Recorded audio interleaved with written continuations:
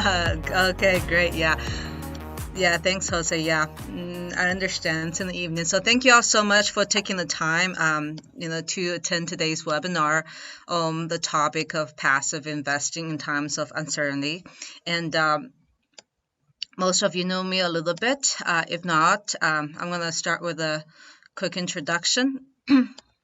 So I have some slides prepared.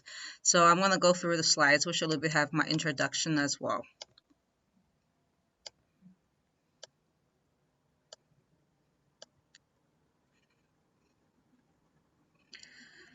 So I'm the managing partner of Life Mission Capital, and our goal and our mission is to help busy professionals invest well to focus on what matters. And the agenda today is to talk about passive investing, especially in real estate, in times of uncertainty. A disclaimer that the content is for informational and general informational purpose only. Please consult with your tax, legal, or accounting team before making investment decisions. And here's what we'll go over today. And we'll start with a brief introduction. Seems like everyone's doing super good today, so I'm super glad to hear that. I'm going to go over market reports and talking about, based on what we're seeing in the market, what we and my company think is a good solution going forward, and the different asset classes with those solutions and how we can help. So first of all, congratulations on being here.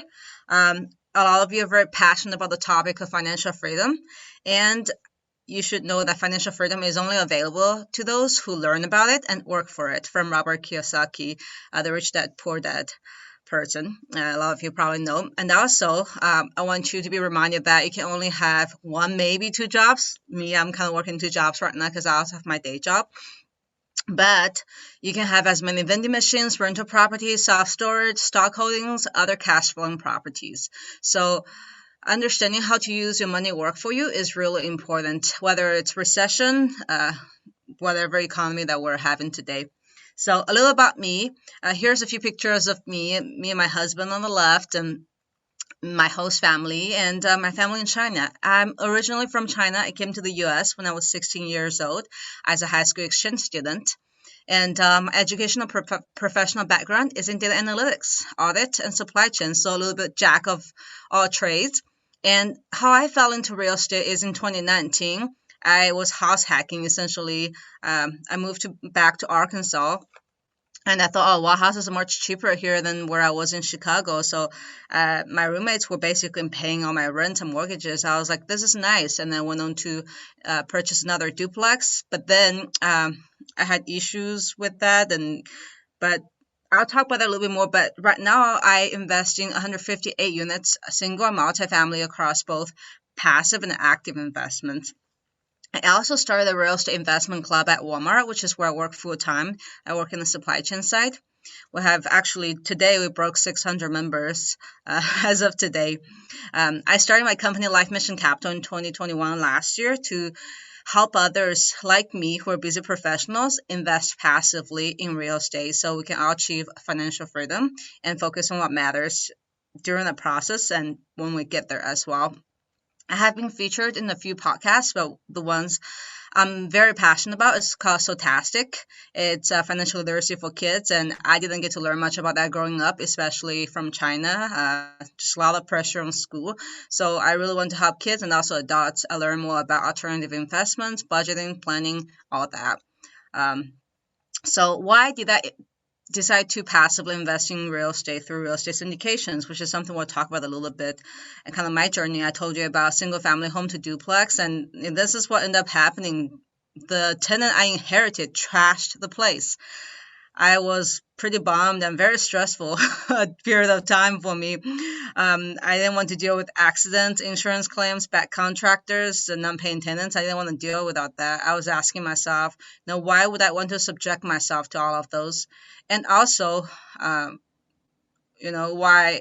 do I want to continue to go through this and how to scale from there? I really had this goal in mind of my passive income reaching $10,000 in passive income per month. So that's where I founded my company, because I learned about apartment syndications. And before we talk a little bit more about that, let's take a step back. What is really going on in the market? right? We talk about in times of uncertainty, right? Hey guys, if you have questions, feel free to put it in the chat.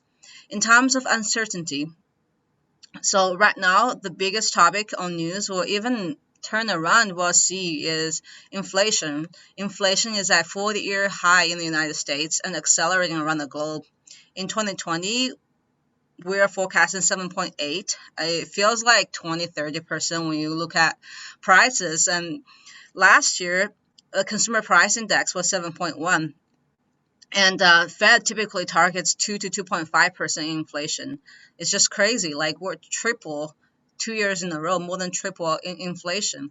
And the Russian-Ukraine war, has made our prices very, very high on gas. And right now it's a little bit better, but also China going a new round of lockdown, which I don't like because I don't get to see my family, and many other reasons as well. But it's causing an issue on our supply chain as well.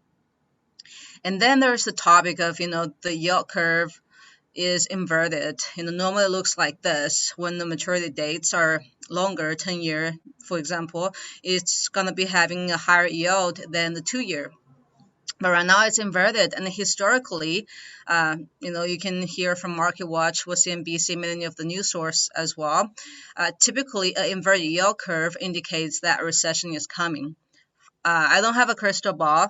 Probably you don't either. Otherwise, you wouldn't be here. But it makes people stressed.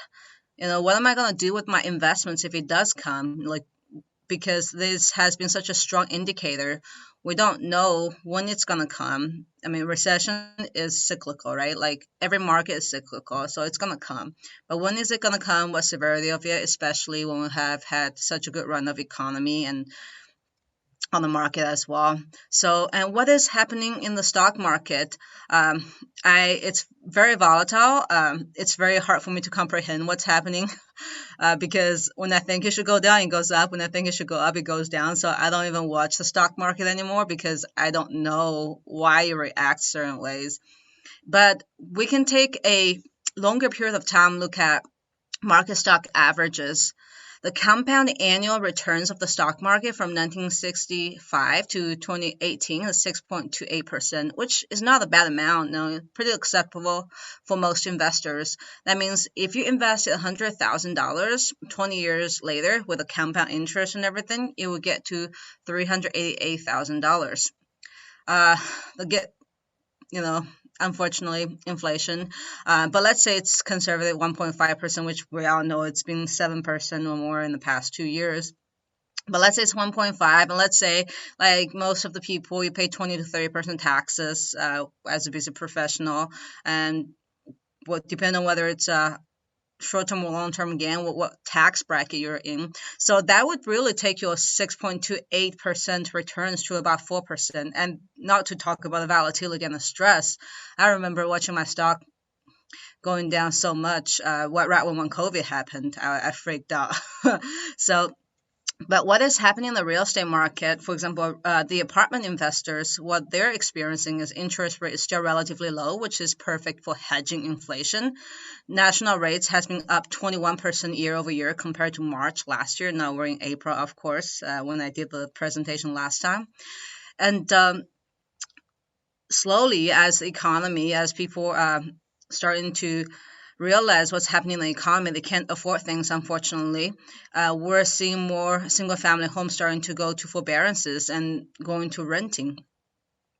And in general, since 2009, we have a lot more housing shortage since 2009 because when the crisis happened in 2009, a lot of people stopped building. They simply didn't start building again. So we're still trying to catch up from the housing crisis and still need build more. So they're still in balance. And when people want to invest in real estate, a lot of times they think about multifamily apartment. And this market has been doing pretty well so far. One metric in commercial real estate to evaluate how the market is using a metric called cap rate, which uses using net operating income divided by the market value, purchase price typically.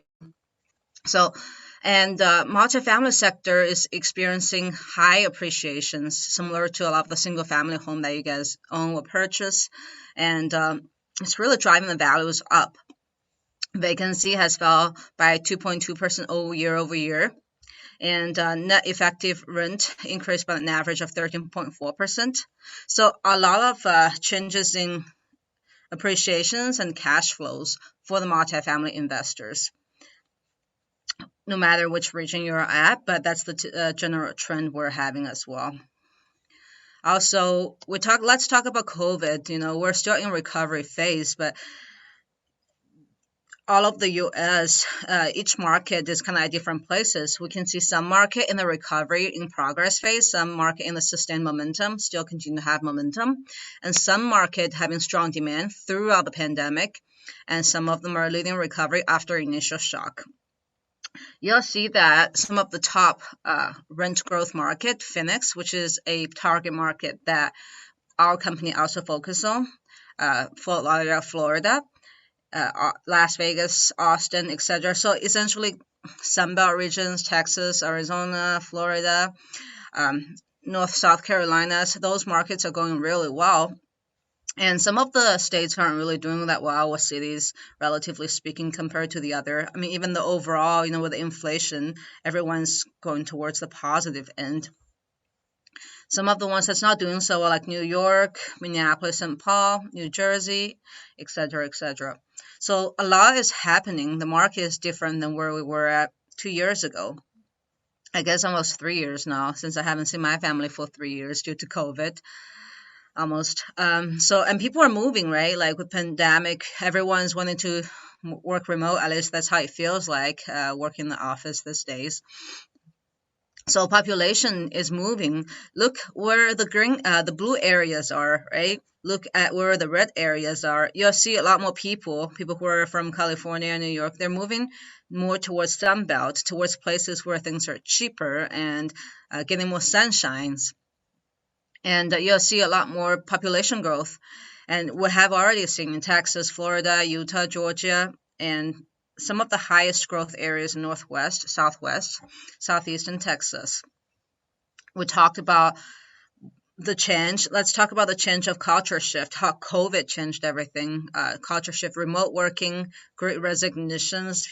I mean, we're looking at closing on a hotel this month, and it's just hard to find people to work in those segments as well. Great resignation and massive inflation that's made it's very profitable on areas like real estate and specific types. I'm not talking about malls and offices. I'm talking about multifamilies, built to rent, short-term rentals, as well as and also self-storage.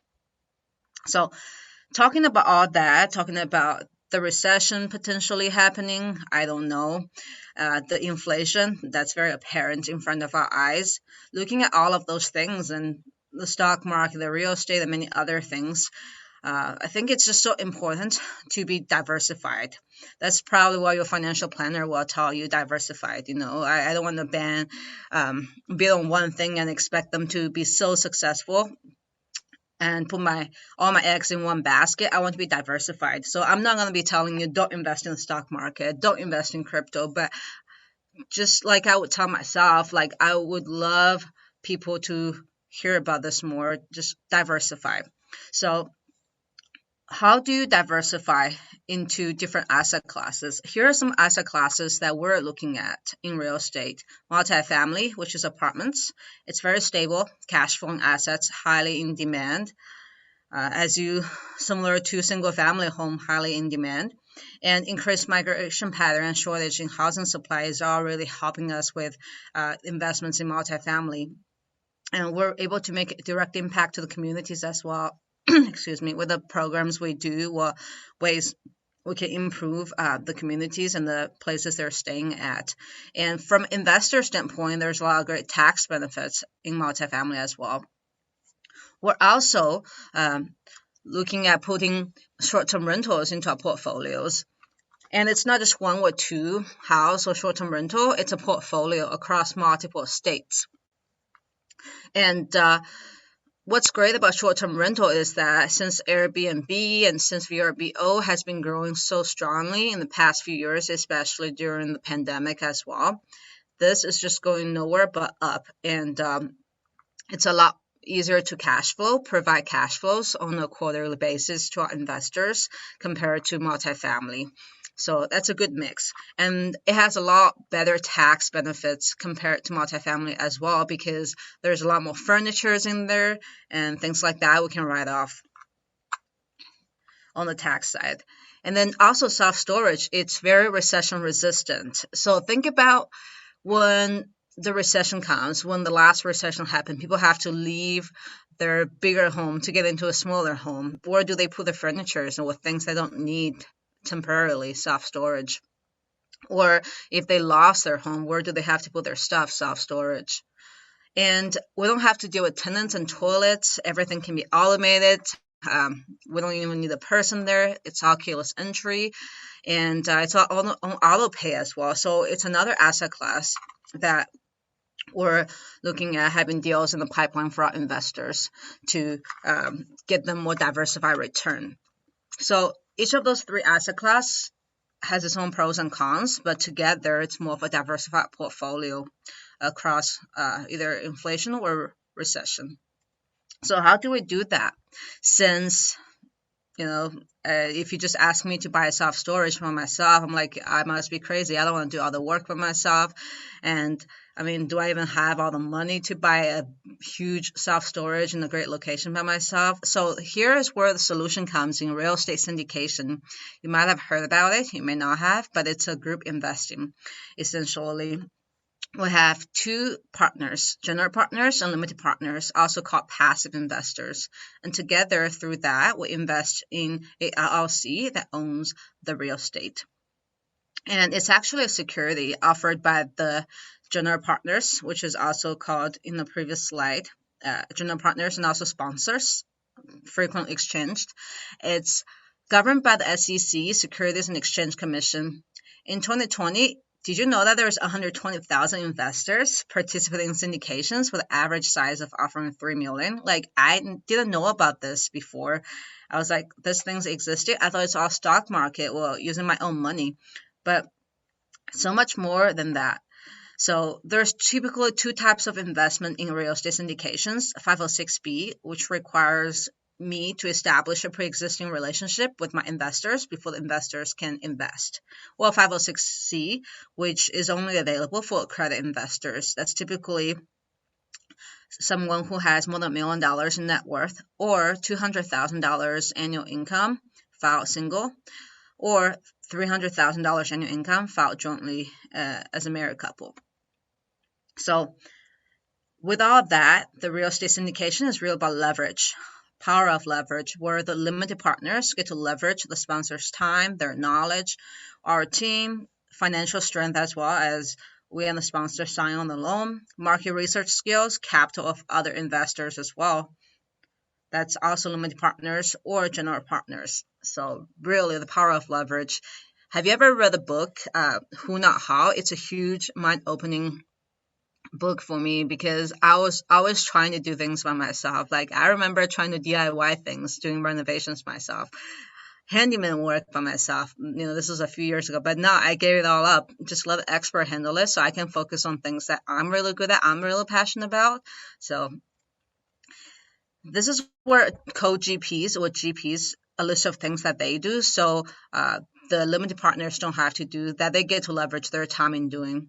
So the general partners work on things like broker relationships, underwriting, financial modeling of the assets that we're going to invest in, performance, physical, and financial due diligence before the property is purchased, creation of the value add and business plan, investor thesis, raising capital, working with legal, tax, professionals, renovations team, working with property management team, monitoring status of the business plan during the lifetime of the investment, finding a buyer when the asset is to be sold, and so many more. So there's a lot of things, and the reason people don't want to do all that is because there are other things they want to focus on, and that's why people want to become a limited partner instead. Essentially, think of it as a plane. We're all in a plane together, and general partners, we're pilots, and you guys are on the passenger seat. We're all going to the same destination, financial freedom, but not everyone wants to be a pilot. So Anyway, so that's kind of what I think is a really good way to invest in real estate in this uncertain times, not just syndications, but diversify across different asset classes. You may be asking, so how do I get to accomplish all of those things? Just, is it just me on the team? No, there's so much more than that. I have my mentor, David Monroe. He's a certified commercial real estate investment member. And he also teaches other CCIMs on areas like market analysis, market cycles. He has 200 units through his personal investments and partnerships. We also have Derek Gilder. He works for a $36 billion investment group in Utah. And he not only has underwriting skills, but he has acquisition, asset management, and disposition experience from that investment group. So he helps us underwrite our opportunities, and he makes sure it's underwritten to institutional standards, and he helps monitor our ongoing financials as well. And there's another component of the team that you're not seeing here. We have a network right now of 15 highly vetted sponsors with track record of delivering high returns to investors, and they're across the different asset classes we mentioned. So our goal is really to help enable busy professionals reach their financial goals through diversifying into exceptional real estate syndications. I am a data analyst, data professional, data analytics professional. So data is like super, super important for me. So I like it to be data driven and very conservative as well. We have a network of experienced and reliable sponsors that we work with. And my goal is really to create meaningful and long-term relationship with both my investors and partners. We're here to stay. We're here to make those meaningful relationships and make an impact in our community. So how does it typically flow the money with a syndication, right? So with our business plan, we typically take a distressed or inefficiently run property, and our experienced sponsor team, general partners, would work on improving the net operating income. So that would mean either increasing our income or lower our expenses. That would involve typically interior renovations, exterior renovations, adding amenities, adding value to the residents, so they feel good about paying a higher rent amount that will bring the rent to the market. Lower expenses, maybe water, energy conservation programs, take care of the deferred maintenance, and just improve the overall processing operations as well. So all those things affect two things in our investment. One is cash flow, and the other one is appreciation. Because we'll have a higher net operating income on a monthly basis, so we'll be able to pay a higher distribution as well to our investors. And do you remember the equation of NOI, net operating income, is basically the purchase price times by cap rate, well, cap rate equals to purchase price, net operating income divided by purchase price. So I know I might have confused you on that, but basically the net operating income is going to significantly determine how much you'll be able to sell the asset for, because this is an investment. We're not running single family comps, right? So how much net operating income this asset is going to generate is going to determine how much we should pay for it and other people should purchase it at. So we can, by improving the operations, we can pay our investors more throughout the time of the hold, and we can sell it for a higher price in layman terms. And also there's another aspect of the investment, tax benefits. I didn't get to go into it much, but essentially, a lot of times it's not unusual to see with every $100,000 investments in year one, we'll get $50,000, $60,000 in tax benefits and tax depreciations to that investment. So if you're selling a property, you're having a lot of capital gain, that could help offset that. But of course, everyone's tax situation is different. So I recommend you talking to your CPAs, understand how that would impact you and help you exactly. But that's what we have seen. So typically, this is what we would expect with our investments across the different asset classes that we have. So it's not an actual offering that I'm showing you here, just an example. It's typically we have a 3 to 7 year hold. It could be shorter, it could be longer, depending on the business plan and the specific asset we're purchasing.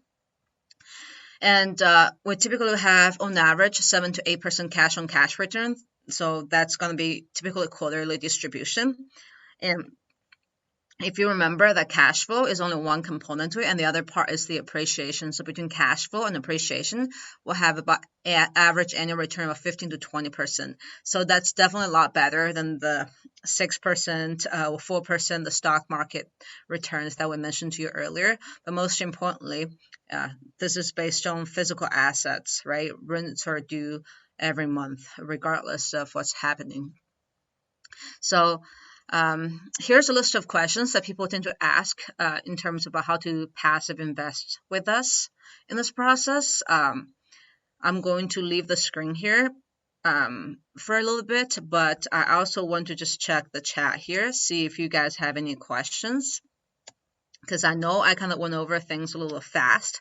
I get really excited when I talk about things I'm passionate about, and I tend to speak fast. So, yes, good question, Sam. Equity multiplier. So equity multiplier is essentially saying how many times you're going to multiply your equity. So let's say $100,000 investment on day one.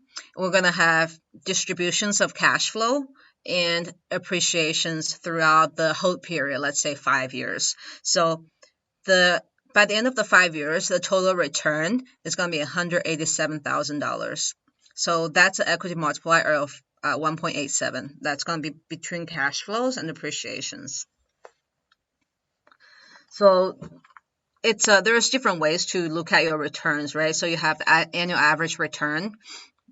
And so if you look at 1.87 minus 1 is 87% return. 87% return divided by however many years you have the hold. It could be 3 years, it could be 7 years, it could be 5 years. But this is typically the target we're trying to shoot for, with an average annual return of 15 to 20%. And some people may ask, what is IRR? It's internal rate of return. So $1 today is worth way more than $1 tomorrow. So it's just another way, considering the time value of money, what's the return like on an annual average basis. And so typically the annual average return metric should be very close to the IRR. If it's not, it means they're either paying too much too early or too much too late.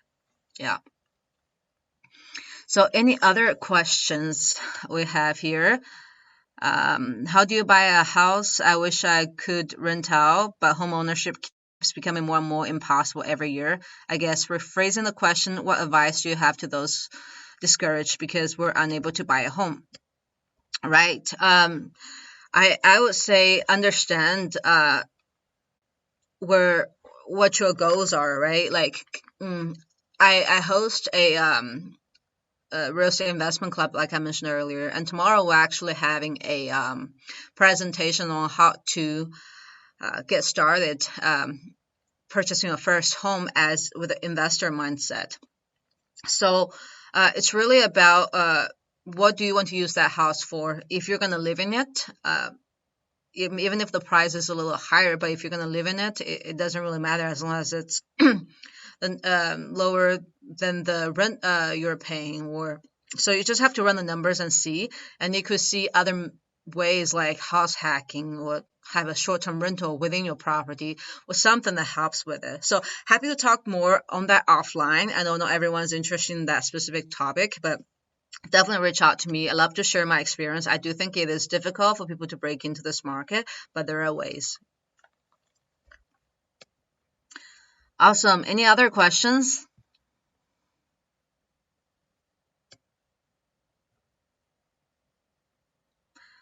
I'm going to move to the FAQ slide.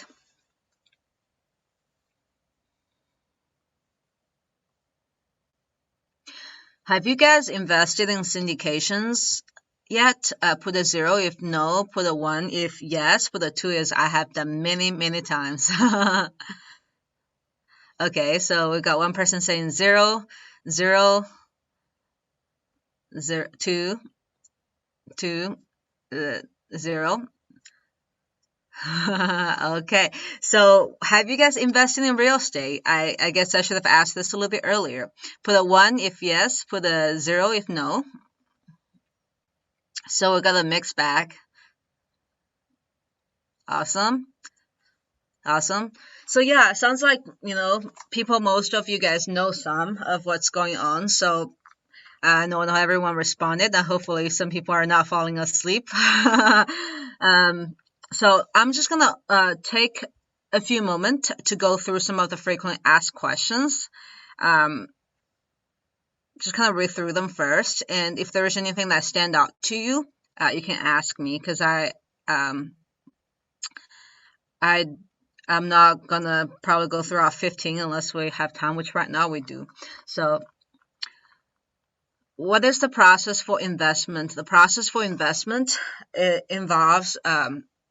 typically involves getting to know you one-on-one, understand that where you are financially, and also making sure the investment that we have is a good fit for you, and you have emergency funds set aside, right? Like, we want to make sure we're protected from a security standpoint.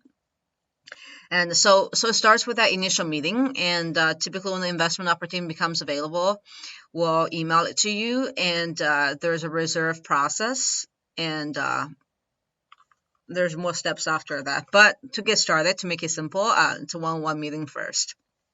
I think there was a question that came up about, I like to learn investing for rentals. Crystal, would you mind expanding a little bit more on that? It's a very broad topic. And while you're maybe typing, I'll go to the next question. Okay, Crystal is saying, I like to learn more about investing for apartments. Sure, I'm happy to talk a little bit more one-on-one on this. If you have any specific questions, I'm happy to talk about that in this webinar as well.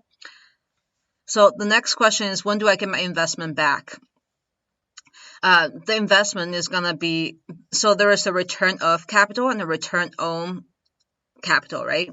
So let's say $100,000 investment. Return on capital is every month or every quarter we'll have returns on the cash flow that we distribute back to the investor. So that's return on capital. An actual investment of the initial 100,000 could be given back to you either through refinance during the hold, so maybe year 2 or year 3, or a lot of times when we sell the property as well. So what is a cumulative pref return? So as you see in some of these investments, we have a partnership between limited partners and general partners. So general partners do charge some fees to compensate for their work and expertise, but meanwhile there is also a profit split. And the reason why it's so important to have the profit split is because we want to make sure the general partners' interests are exactly aligned with the limited partners' interest. So with the profit split, it's incentivizing us to work hard in reducing our expenses and increasing our income and make it a more desirable asset to sell. So with that, a pref return, coming back to that, is there sometimes in the investments we offer, we have a pref return. So basically we want to make sure investors get at least maybe 7 or 8% pref return before we take any splits. So it's a preferred return to our investors before any splits happens. And then the next question is, how do syndications split money between LPs and GPs, limited partners and general partners? So that is really on depending on particular deal, but typically either there is a pref return or there's not a pref return, but there is typically a 70-30 split, or 60-40 or 50-50. It all depends on the type of deal. The reason I say that, for example, in short-term rental or hotels, it's very common for us to do a 50-50 split. Do you know why? It's a lot more risks that we're taking on as general partners. We're limited partners. Your risks are only capped to the amount you're investing in. So it's a lot more risks, a lot more operations intense. So the split is going to be a lot higher for general partners. But on things like apartments, it's going to be a lot lower for general partners. Typically 70-30. So 70 goes to the limited partners and 30 goes to the LP, or 80-20. It depends. So the next question is, how do I know if I'm a sophisticated investor or a credit investor? So a credit investor, I mentioned earlier, it's $1 million of net worth or $200,000 single filing per year, or $300,000 joint filing. So if you're not that, you're likely a sophisticated investor, which requires us establishing a relationship before you can invest in any of the opportunities upcoming. The next question is, does the deal sponsor or syndicator invest funds in the property with the investors? The question is yes. Typically, we invest 5 to 10% of the equity needed in the deal as well. Just so we have some skin in the game. Our interests are even more closely aligned with our passive investors as well. Next question, what is a typical minimum investment amount? Typically, it's $50,000. And every once in a while, we do have a smaller amount, $25,000 as well, but typically it's $50,000. Next question, can I invest through my entity, whether it's LLC, corporation, partnerships? Yes, the answer is yes. Do we accept foreign investments? Not at this point, maybe in the later years. Right now, we're focusing in the US because there's just so much demand already. We don't really need to take foreign investments. Everyone is turning to hard assets like real estate. We don't need foreign money. How often do you make distributions? Typically on a quarterly basis, but on some of them, we may make monthly basis, but typically expect quarterly distributions. Will there be any ramification to my personal taxes? It all varies. It depends. So you can really improve your tax situation from a depreciation standpoint, and you can take advantage of it a lot more if you're a real estate professional status. It's a status that's going to help you take the losses from the depreciations into your active income, for example. But that's like a separate topic. But in the example of the returns you typically get on the cash flow, you don't really have to pay much taxes on it because there's a lot of loss happening. And there is a depreciation recapture when we sell the property, and you're going to have to pay higher capital gain because of the losses we're reducing from a depreciation standpoint. But what typically happens is we roll that money into the next deal that has a huge depreciation benefit in year one, and that's going to reduce tax benefits as well. So a lot of times, once people start investing in real estate syndications, they tend to keep on going. And I don't know why I didn't show this, but here's a really good example to really help you think about passive investing and financial freedom. So I'm 29 right now. If I just invest $50,000 a year for the next 10 years, and before I'm 40, which is kind of my target, and preferably before that, I should have about $60,000 passive income through my investment. And of course, it's going to continue to grow and it's going to continue to compound. But that's how I planned it. That's minimum. Like I'm going to definitely try to 2x, 3x that, and even more. But that's how it really helps people get to their passive goals. I don't know why I didn't mention that. It should have been a slide at the beginning. But compound return. Whatever you're investing in, keep on going. So the next question is, what are the typical returns for investors? So the slide I mentioned earlier is actually somewhat typical. The reason I say somewhat is because in the past 2 years, the partners we work with, their returns most of them have exceeded this. It could have been, some of them are 25% to 30% annual average return. And that's because market has been so hot, right? Like I bought my single family home at $100 per square foot 2 years ago. Now it's $169, $170, right? Like I did nothing to the property. So that's not going to last forever. So conservatively projecting going forward, this is typically the return we're projecting. So we have a person asking, where does the average 29-year-old get started of capital of 50K? Good question. So I worked in the corporate world for the past 7 years. Or I got my master's while I was working. So I took some of my retirement funds, rolled over from my last employer, and also some of my savings, and I continue to invest. And also, maybe you'll pick up a side hustle, or you maybe need to change another job, So those are things. Some people are comfortable in their job, but meanwhile, the job market is very hot today. So things to think about. So if you continue the same path, maybe you just have to take a little bit longer to get the 50,000. But so it's all a matter of choices and sacrifices, and how you want to get there. I'm happy to talk to you a little bit more one-on-one as well.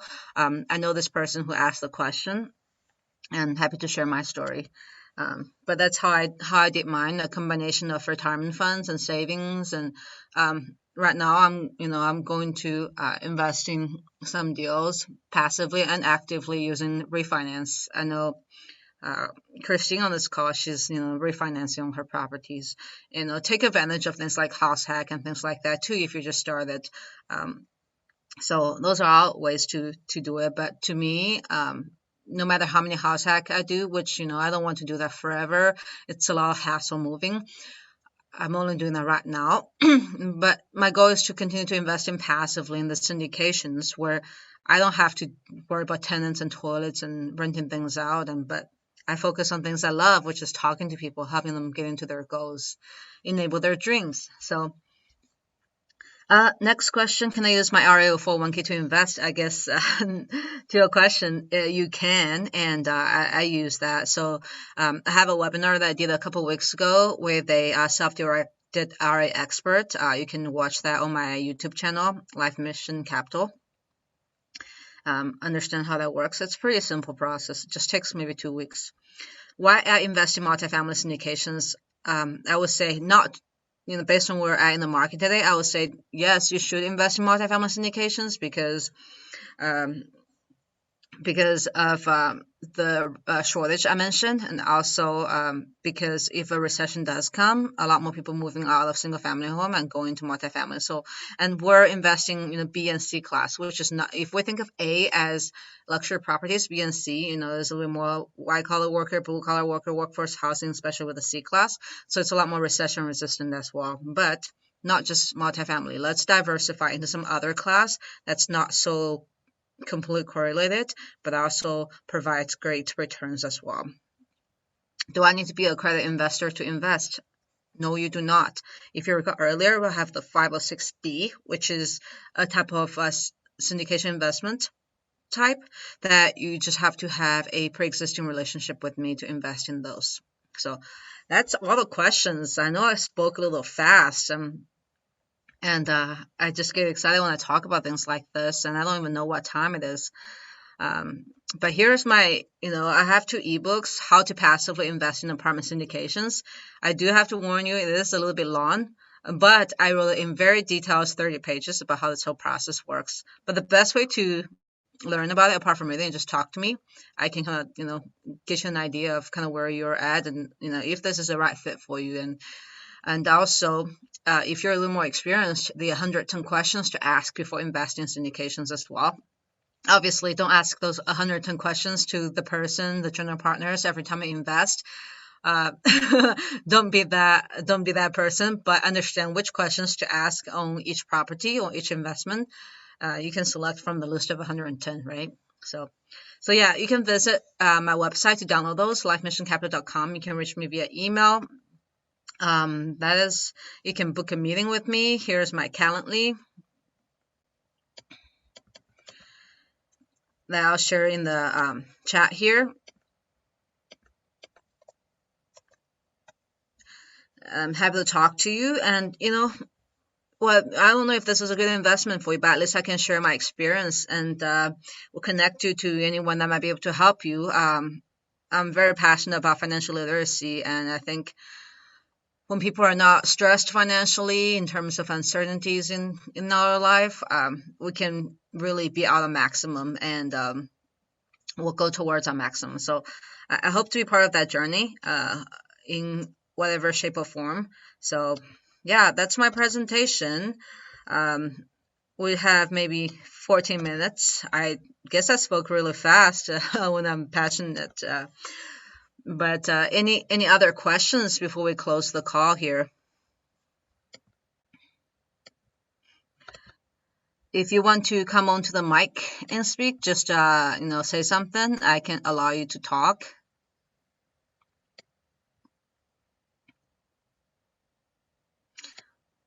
We're gonna give it a 10 seconds, and if nothing else, we're gonna close the call.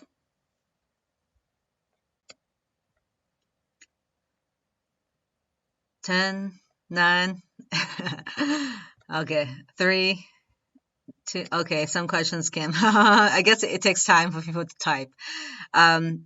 When you talk about 506B status, what exactly does pre-existing relationship mean, such as simply joining syndication? So this is, it's a great question.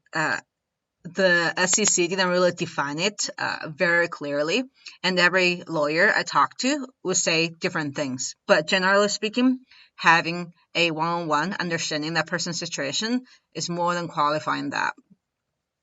And plus, I like to get to know my investors as well. Like, I don't want to just have someone wire money. Like, I don't even know who they are, where they get their money from, or how this is helping them, etc. So hopefully that answers the question, Sam. If anything, let me know. We can talk about it more. Any other questions from anyone?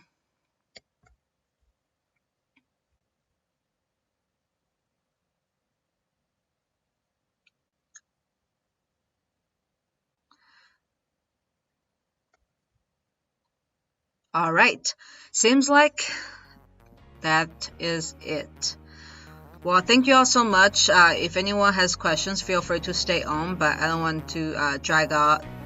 I really appreciate your precious time here this evening when you could be doing so many other things that you love, and hopefully I provided something that was of value to you.